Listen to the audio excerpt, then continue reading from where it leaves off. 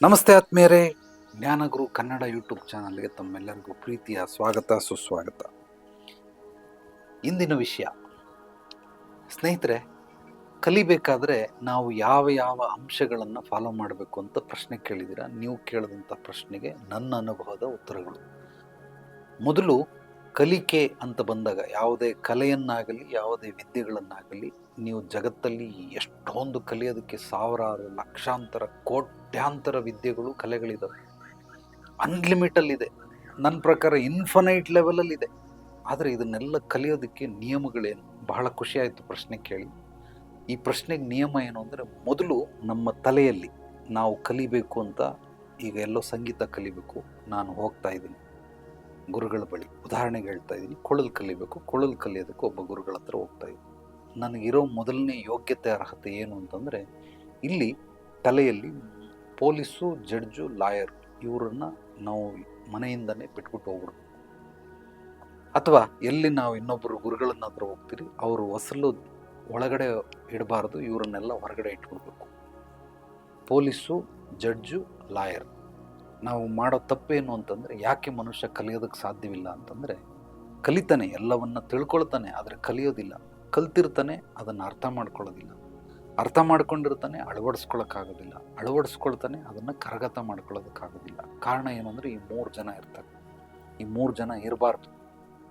Police ಕೆಲಸ ಏನು? ಸಂಶಯ ಪಡೋದು. ಅದು ಅವರು ಸ್ವಭಾವ. ಅಂದರೆ ಪೊಲೀಸ್ ಆದವ್ರಿಗೆ ಆ ಸ್ವಭಾವ ಇರಲೇಬೇಕು, ಆದರೆ ಕಲಿಯೋರ್ಗೆ ಇರಬಾರ್ದು. ಆ ಸ್ವಭಾವನ ತಗೊಂಡೋಗಿ ಏನು ಹೇಳ್ಕೊಡ್ತಾನ ಇಲ್ವಾ, ನೋಡೋಕೆ ಹಿಂಗೆ ಅವನೇ ಮಾಡ್ತಾನೆ, ನಾವು ಏನು ಮಾಡ್ತೀರಿ, ಸಂಶಯ ಪಡ್ತೀರಿ. ಆಗ ನಮ್ಗೆ ಯಾವುದು ವಿದ್ಯೆಗಳು ಒಲಿಯೋದಿಲ್ಲ.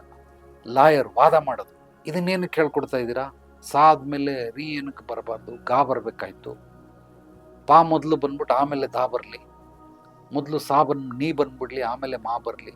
ಇದೆಲ್ಲ ವಾದ ಮಾಡುವಂಥ ಅವಶ್ಯಕತೆ ಇಲ್ಲ. ನನ್ನ ಗುರುಗಳು ನನಗೆ ಹೇಳಿಕೊಟ್ಟಿದ್ದನ್ನು ನಾನು ಎಲ್ಲರಿಗೂ ಹೇಳ್ಕೊಡ್ತೀನಿ.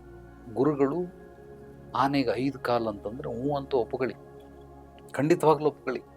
ಅವರು ನಿಮ್ಮನ್ನು ಪರೀಕ್ಷೆ ಮಾಡ್ತಾವ್ರೆ. ಅಂದರೆ ಕಲಿಯುವಂಥ ವಿಧಾನವೇ ಇದು. ಆನೆಗೆ 5 ಕಾಲು, 5 ಕಾಲು. ಅದು ಹೊರಗಡೆ ಹೋದ್ಮೇಲೆ ಬೇಕಾದ್ರೆ ನೀವು ಜಡ್ಜ್ ಮಾಡಿ.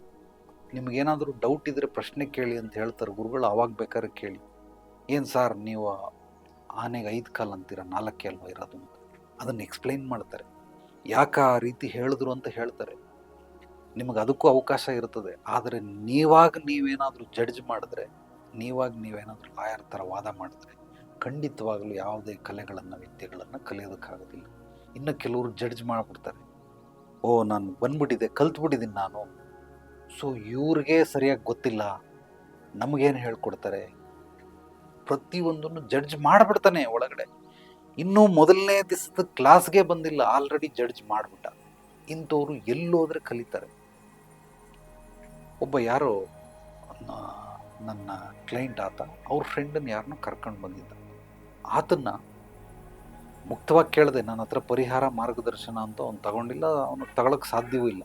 ಸುಮ್ಮನೆ ಜನರಲ್ಲಾಗಿ ಫ್ರೆಂಡ್ಲಿಯಾಗಿ ಕಾಫಿ ತರಿಸ್ದೆ, ಕುಡ್ಕೊಂಡು ಹಿಂಗೆ ಮಾತಾಡಿಕೊಂಡು ಹರಟೆ ಹೊಡ್ಕೊಂಡಿದ್ರಿ. ಆತನ ಕೇಳಿದೆ, ಈಗ ನನ್ನ ಹತ್ರ ಬಂದಿದೆಯಲ್ಲಪ್ಪ, ಆ ಥರ ಎಷ್ಟು ಜನದ ಹತ್ರ ಹೋಗಿದ್ಯಾ ಅಂತ. ಅವನು ನಂದು ಆಲ್ರೆಡಿ ಸೆಂಚುರಿ ಆಗ್ಬಿಟ್ಟಿದೆ ಗುರುಗಳೇ ಅಂತ.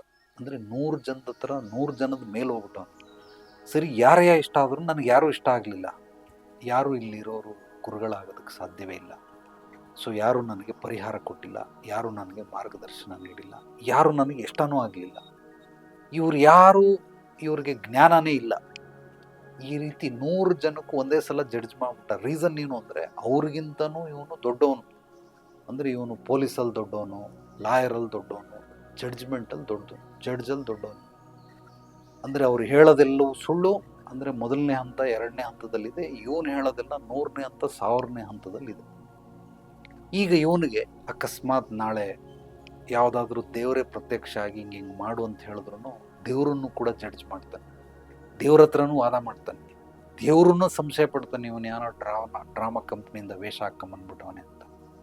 ಸೊ ಈ ರೀತಿ ಯಾವಾಗ ನಿಮ್ಮ ತಲೆಗಳಲ್ಲಿ ಈ 3 ಅಂದರೆ ಪೊಲೀಸು, ಜಡ್ಜು, ಲಾಯರ್, ಈ 3 ಇರ್ತಾರೋ, ನೀವು ಏನನ್ನೂ ಕಲಿಯೋದಕ್ಕೆ ಸಾಧ್ಯವಿಲ್ಲ.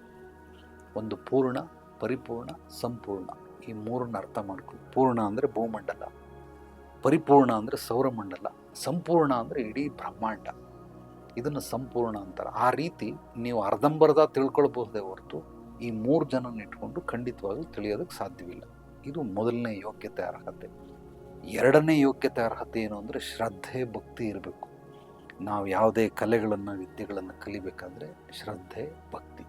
ಅದು ಹೇಗೆ ಬರುತ್ತೆ ಅಂತಂದರೆ, ಭಕ್ತಿ ಅಂತಂದರೆ ನಾನು ಒಂದು ದೈವತ್ವವಾಗಿ ಅದನ್ನು ನೋಡಬೇಕೆ ಹೊರತು ಹೆಂಗಂದ್ರಂಗೆ ಮಾಡ್ಕೊಂಡು ಹೋಗೋದು.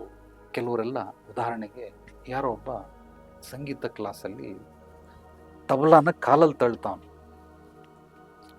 ಈಗ ಅವನು ಸ್ವಲ್ಪ ಹೊರಟ ಇರಬಹುದು, ಅಥವಾ ತಬಲಕ್ಕೆ ಯಾರು ಮಾಸ್ಟರ್ ಕಲಿಸ್ಕೊಡ್ತಾರೋ ಅದನ್ನೇನಾದರೂ ನೋಡಿದ್ರೆ ನಿಜವಾಗ್ಲೂ ಅವನಿಗೆ ಆಶೀರ್ವಾದ ಮಾಡೋದಿಲ್ಲ. ಮೊದಲು ಅವನು ದುಡ್ಡು ವಾಪಸ್ ಕೊಟ್ಬಿಟ್ಟು ಕಳಿಸ್ಬಿಡ್ತಾರೆ. ತಬಲಾನ ಕಾಲಲ್ಲಿ ತಳ್ತಾವನೆ. ಸೊ ಇವನು ನಿಜವಾಗ್ಲೂ ಇವನಿಗೆ ಭಕ್ತಿ ಇದ್ದರೆ, ಶ್ರದ್ಧೆ ಇದ್ದಿದ್ರೆ ಆ ರೀತಿ ಮಾಡ್ತಾ ಇದ್ನ.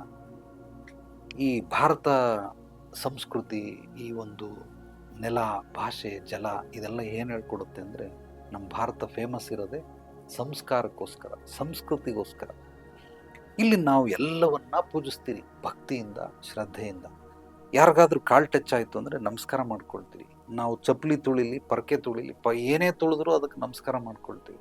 ಅಂಥದ್ರಲ್ಲಿ ಸಂಗೀತ ಸರಸ್ವತಿನೇ ಆ ತಬಲ, ಅದಕ್ಕೆ ಅವನು ಕಾಲಲ್ಲಿ ಜರುಗಿಸ್ತಾವನೆ ಅಂದರೆ ನಿಜವಾಗ್ಲೂ ಇವನು ಒಲಿಯುತ್ತ, ಸಂಗೀತ ಒಲಿಯುತ್ತ. ಅದು ಗುರುಗಳು ನೋಡಲಿಲ್ಲ, ಬಹಳ ಸಂತೋಷ ಆಯಿತು, ಇವನು ಕ್ಷಮಿಸ್ಬಿಡ್ಲಿ ಅಂತ ನನ್ನ ಒಂದು ಇಚ್ಛೆ. ಆದರೆ CC ಕ್ಯಾಮ್ರಲ್ಲಿ ರೆಕಾರ್ಡ್ ಆಗಿತ್ತು. ಗುರುಗಳು ನೋಡಿ ನಾನು ಹೇಳ್ದಂಗೆ ಅವನನ್ನು ಕರೆದು ಅವನು ದುಡ್ಡು ಕೊಟ್ಬಿಟ್ಟು ಕಲಿಸ್ಬಿಟ್ರು, ಹೋಗಪ್ಪ ಬೇರೆಯವ್ರ ಹತ್ರ ಹೇಳಿಸ್ಕೊ. ರೀಸನ್ ಏನು ಅಂದರೆ ಅವ್ನಿಗೇನಾದ್ರು ದೊಡ್ಡ ತಪ್ಪು ಅನಿಸಿಲ್ಲ. ಕಾಲಲ್ಲಿ ತಳ್ಳೋದ್ರೆ ಏನಾಯಿತು, ನನಗೆ ಗೊತ್ತಿಲ್ಲ ಅದ್ರಲ್ಲಿ ತಬಲ ಐತೆ ಅಂತ. ತಬಲದ ಬ್ಯಾಗ್ ನೋಡಿದ್ರೆ ಗೊತ್ತಾಗಲ್ವ ತಬಲ ಆಯ್ತು, ಹಂಗೆ ತಳ್ತೀನಿ ಅಂತ. ಅದಕ್ಕೆ ಶ್ರದ್ಧೆ ಭಕ್ತಿ ಬಹಳ ಬಹಳ ಮುಖ್ಯ. ನಾವು ಅದನ್ನು ನಂಬಲಿ ನಂಬದೇ ಹೋಗಲಿ, ಹೇಳ್ಕೊಡುವಂಥವ್ರು ಅದನ್ನು ನಂಬ್ತಾ ಇದ್ದಾರೆ ಅಂದರೆ ಅವರ ಅನುಗುಣವಾಗಿ ನೀವಿರಬೇಕು. ಇಲ್ಲ ಅಂದರೆ ಖಂಡಿತವಾಗ್ಲೂ ಆಗೋದಿಲ್ಲ. ಸೊ ಡ್ರೈವಿಂಗ್ ಕಲಿಬೇಕಾದ್ರೆ ನನಗೆ ಡ್ರೈವಿಂಗ್ ಕಲಿಸ್ಕೊಟ್ಟಂಥವ್ರು ಮೊದಲು ಕಾರ್ ತೆಗೆದ್ಬಿಟ್ಟು ಸ್ಟೇರಿಂಗಿಗೆ ನಮಸ್ಕಾರ ಮಾಡಿಕೊಂಡು ಒಳಗೆ ಕೂತ್ಕೊಳ್ತಾ ಇದ್ದ. ನನಗೆ ಅವಾಗ ಗುರುಗಳು ಸಿಕ್ಕಿರಲಿಲ್ಲ. ಸೊ ಆ ಸಮಯದಲ್ಲಿ ನಾನು ಹೋಗಿ ಸೀದಾ ಕೂತ್ಕೊಳ್ತಾ ಇದ್ರೆ ಒಡೆಯೋನು, ನೀನು ನನ್ನ ಹತ್ರ ಕಲಿಸ್ಕೊಡ್ಬೇಕಂದ್ರೆ ಮೊದಲು ನಮಸ್ಕಾರ ಮಾಡಿ ಕೂತ್ಕೊ ಅಂತ. ಅವೆಲ್ಲ ಏನು ಬಿಡೋಣ, ಪರವಾಗಿಲ್ಲ, ನಾರ್ಮಲ್ ಆಗಿ ನಡೀತದೆ, ನಿನಗೆ ನಡಿಬೋದು, ನನಗೆ ನಡೆಯಲ್ಲ. ನನ್ನ ಹತ್ರ ನೀನು ಕಲಿಬೇಕಂದ್ರೆ ನಮಸ್ಕಾರ ಮಾಡಿ ಒಳಗೆ ಬರ್ಬೇಕು, ಇಲ್ಲಾಂದ್ರೆ ಹೋಗಿ ರೈಟ್ ಹೇಳು ಅಂತ. ಕೊನೆಗೆ ನನಗೆ ಇಷ್ಟ ಇಲ್ಲದಿದ್ರು ನಮಸ್ಕಾರ ಮಾಡಿಕೊಂಡು ಒಳಗೆ ಕೂತ್ಕೊಂಡು ಅವನು ಹೇಳ್ದಂಗೆ ಮಾಡ್ತಾ ಇದ್ದೆ, ಇಲ್ಲಾಂದರೆ ಕಲಿಸ್ಕೊಡಲ್ಲ. ಆದ್ದರಿಂದ ಇಲ್ಲಿ ಶ್ರದ್ಧೆ ಭಕ್ತಿ ಬಹಳ ಬಹಳ ಮುಖ್ಯ. ನಿಮಗದು ಇರಬೇಕು, ಇಲ್ಲದೇ ಇದ್ದರೆ ಅದನ್ನು ಬೆಳೆಸ್ಕೊಳ್ಬೇಕು. ಬೆಳೆಸ್ಕೊಳ್ಳೋದು ಹೇಗೆ? ಗುರುಗಳ ಹತ್ರನಾದರೂ ಕೇಳಿ, ಇಲ್ಲ ನಿಮ್ಮ ಅಪ್ಪ ಅಮ್ಮನ ಕೇಳಿ. ಯಾರೋ ಒಬ್ಬರು ಅದರಲ್ಲಿ ಸ್ಪೆಷಲಿಸ್ಟ್ ಇರ್ತಾರೆ, ಎಕ್ಸ್ಪರ್ಟ್ ಇರ್ತಾರೆ, ಅವ್ರನ್ನ ಕೇಳಿದ್ರೆ ಅವರೆಲ್ಲವನ್ನು ಹೇಳ್ಕೊಡ್ತಾರೆ. ಈ ರೀತಿ ಶ್ರದ್ಧೆ ಭಕ್ತಿ ಇರಬೇಕು. ಇದು ಎರಡನೇ ಯೋಗ್ಯತೆ ಆಗುತ್ತೆ. ಪ್ರೀತಿ ಗೌರವ ಇರಬೇಕು, ಕಲಿಯೋದ್ರ ಮೇಲೆ, ಕಲಿಸ್ಕೊಡೋರ ಮೇಲೆ. ಇದೆರಡೂ ಅಷ್ಟು ಏನು ವಿದ್ಯೆಗಳನ್ನು, ಕಲೆಗಳನ್ನು ಕಲಿತಾ ಇದ್ದೀರಾ, ಅದು ಪ್ರೀತಿ ಗೌರವ ಇದ್ದರೆ ಖಂಡಿತವಾಗ್ಲೂ ನಿಮಗದು ಒಲದೇ ಒಲಿಯುತ್ತೆ. ಆದ್ದರಿಂದ ಈ 3 ಯೋಗ್ಯತೆ ಅರ್ಹತೆಗಳನ್ನು ಸಂಪಾದನೆ ಮಾಡಿಕೊಂಡು ಆನಂತರ ನೀವೇನನ್ನು ಬೇಕಾದ್ರೂ ಕಲಿಬಹುದು, ಮಾಡಬಹುದು. ನನ್ನ ಗುರುಗಳು 2003ನೇ ಇಸ್ವಿಯಲ್ಲಿ ಸಿಕ್ಕಿದ್ದು. ಅದಕ್ಕಿಂತ ಮುಂಚೆ ನನಗೆ ಕೆಲವೊಂದನ್ನು ಮಾತ್ರ ಆಸಕ್ತಿ ಕೊಟ್ಟು ಕಲಿತಾ ಇದ್ದೆ, ಬಟ್ ಎಲ್ಲವನ್ನ ಆಸಕ್ತಿ ಕೊಟ್ಟು ಕಲಿತಾ ಇರಲಿಲ್ಲ. ಅವರು ಕಲಿಕೆ ಅಂತ ಬಂದಾಗ ಇದೇ ರೀತಿ ಕಲಿಬೇಕು ಅಂತೇಳಿ ಪ್ರತಿಯೊಂದು ಜೀವನದ ಸೂತ್ರಗಳನ್ನು ಹೇಳ್ಕೊಟ್ಬಿಟ್ಟಿದ್ದಾರೆ. ಅದನ್ನೇ ನಾನಿಲ್ಲಿ ಬಂದವ್ರಿಗೂ ಕೂಡ ಪ್ರತಿಯೊಂದನ್ನು ಹೇಳ್ಕೊಡ್ತಾ ಇರ್ತೀನಿ. ನಿಮ್ಮೆಲ್ಲ ಪ್ರಶ್ನೆಗಳನ್ನು ಮುಕ್ತವಾಗಿ ಕಾಮೆಂಟ್ ಮೂಲಕ ತಿಳಿಸಿ, ನನ್ನ ವಾಟ್ಸಪ್ ನಂಬರ್ಗೆ ವಾಯ್ಸ್ ಮೆಸೇಜ್ ಕಳಿಸಿ. ನೀವು ಕೇಳುವಂಥ ಪ್ರಶ್ನೆಗಳಿಗೆ ಉದಾಹರಣೆಯೊಂದಿಗೆ ಸಂಕ್ಷಿಪ್ತವಾಗಿ ವಿವರವಾಗಿ ಎಲ್ಲವನ್ನು ಹೇಳೋದಕ್ಕೆ ಬಯಸ್ತೀನಿ. ನಮ್ಮ ಚಾನಲನ್ನು ಮೊದಲನೇ ಬಾರಿ ಭೇಟಿ ನೀಡಿದರೆ ಸಬ್ಸ್ಕ್ರೈಬ್ ಮಾಡಿ, ಲೈಕ್ ಮಾಡಿ, ಕಾಮೆಂಟ್ ಮಾಡಿ. ಈ ವಿಡಿಯೋವನ್ನು ನಿಮ್ಮೆಲ್ಲ ಸ್ನೇಹಿತರಿಗೆ, ಆತ್ಮೀಯರಿಗೆ ಶೇರ್ ಮಾಡಿ. ಜ್ಞಾನ ಹಂಚೋದ್ರಿಂದ ಬೆಳೆಯುತ್ತೆ. ಎಲ್ರಿಗೂ ಒಳ್ಳೆಯದಾಗಲಿ. ನಾಳೆ ಮತ್ತೆ ಭೇಟಿಯಾಗೋಣ ಮತ್ತಷ್ಟು ಸತ್ವಭರಿತ ವಿಚಾರಗಳೊಂದಿಗೆ. ಎಲ್ಲರೊಳಗಡಗಿರುವ ಭಗವಂತನಿಗೆ ನನ್ನ ಭಕ್ತಿಪೂರ್ವ ಪ್ರಣಾಮಗಳು. ಸರ್ವೇ ಜನೋ ಸುಖಿನೋ ಭವಂತು. ಶುಭರಾತ್ರಿ.